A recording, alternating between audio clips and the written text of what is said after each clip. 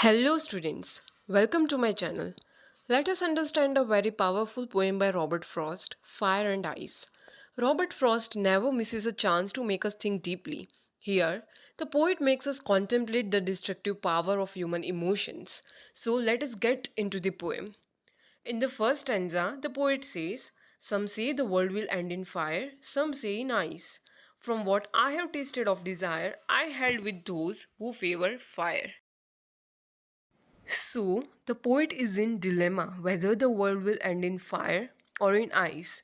Here, fire and ice are not just being mentioned as elements of nature, but they represent deep human emotions. So, what are these emotions?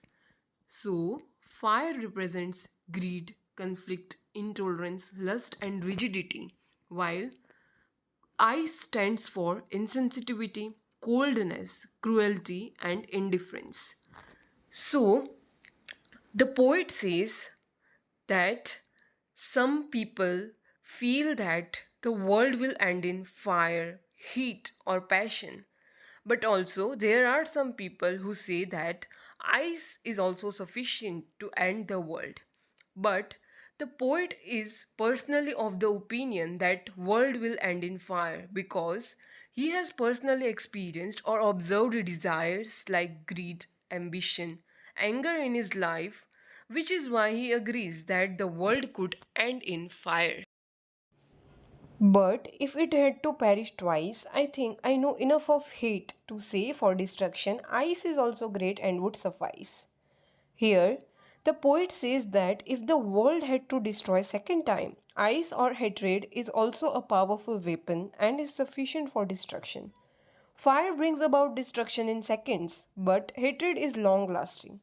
It keeps growing in people's hearts and eventually leads to destruction. In short, ice or hatred is as sufficient as our fiery desires to ruin this world. Moving towards the central idea of the poem, human emotions like powerful desires, hatred, greed, passion, and jealousy can lead to devastation of humanity. Too much of anything, be it desire or coldness, can end this world, and these are more potent weapons than nuclear weapons. The poem ultimately teaches us that love, compassion, considerateness are necessary to maintain peace on earth. I just thought of sharing this quote with you all, which very much resembles with the theme of the poem. That is, the real danger to mankind lies not in nature, but in human emotions. So, the human emotions are very much dangerous than anything in nature. Hence, we should try to respond to these emotions with love and compassion. And don't forget, fire and ice are not just elements of nature but reflections of emotions hidden within mankind.